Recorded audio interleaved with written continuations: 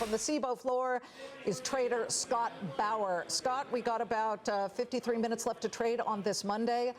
Why do you think the market sells off when we are hearing that this China tariff truce will be extended? I think the market is looking ahead, Liz. They're looking ahead tomorrow's CPI, Thursday's PPI.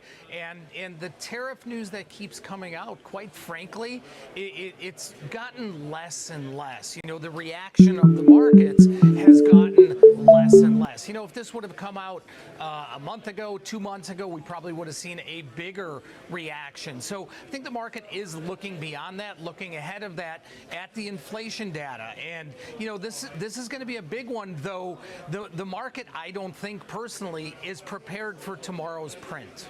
Okay, that means, if I'm hearing you right, that we are going to hear that inflation is sticky. So what we see on the screen, Scott, is that month over month, we expect that consumer inflation will have gained 0.2% compared to the prior 0.3%. So that would actually be better. We want to see this number come down. But that year over year, the prior was 2.7%. The expectation is 2.8%. Yep. Are you telling me you think it's going to be worse? I think the likelihood, in my opinion, is it probably is a little bit hotter. And if it is, we can see a pretty big surprise to the downside here because everybody is now expecting, me included, a September cut by the Fed. The market's pricing in, 90% probability. But if we see that core tick over 3%, that is going to put some worry into the marketplace here. So I think that is a big concern. But it's a double-edged sword because on the other side, let's say that we see things really cooling down. That number comes in really light. Okay, the market likes to see that, wants to see that. Probably really good for the Fed because that'll be a reason, to cut rates here.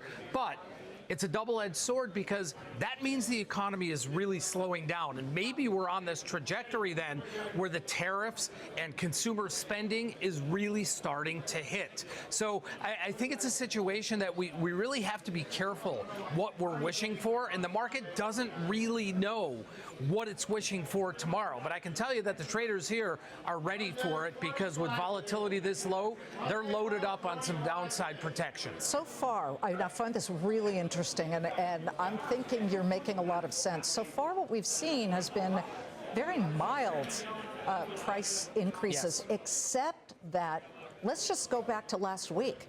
If you look at the one-week charts of Ralph Lauren and Crocs, for example, both of them warned that their margins would be hurt. I mean, you see this drop-off with Crocs, which said it had a $90 million exposure to tariffs for this whole year.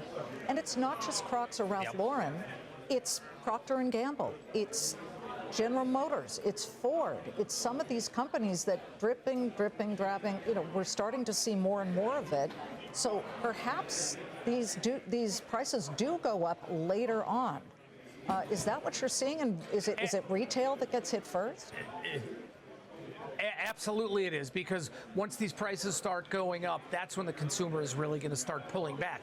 There was a report earlier this morning, Liz, out of Goldman Sachs that said, expectations for tomorrow's CPI year over year to see it at 3%, but by the end of the year, they expect to see it at 3.2%.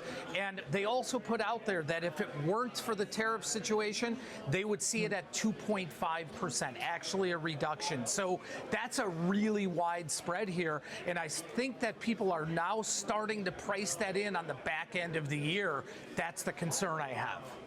Wow. I'll tell you, though, maybe if you pay in Bitcoin, I mean, Bitcoin has been doing really, really well. And we've got Brock Pierce, one of the original Bitcoin guys. He's coming up to talk about the big run Bitcoin has seen recently. Scott, it is great to see you. Thank you very much. You as well.